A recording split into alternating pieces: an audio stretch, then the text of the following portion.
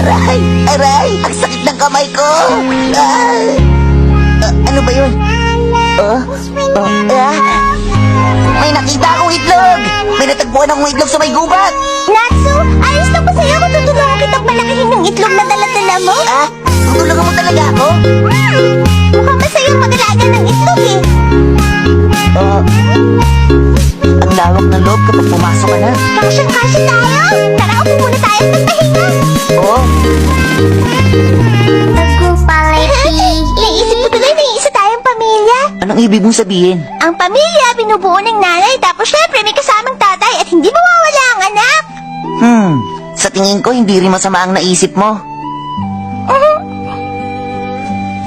Halika, sabihin nating painitan ng itlog. Oo.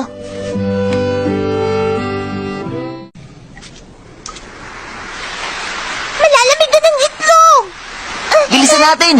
Natsu, sandali lang muna. Pumasok ka na. Bakit? Ano ba yun? Maligayang pagbalik. Maligayang pagbalik. Nandito na ako sa loob ng bahay.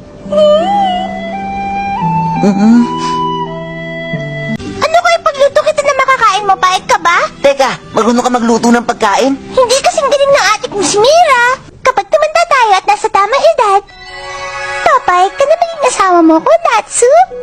Teka, ano bang pinagsasasabi mo dyan? Mukha kasing gusto mo ng mga bata tapos maaasahan ka pagdating sa mga bagay-bagay. Kasi...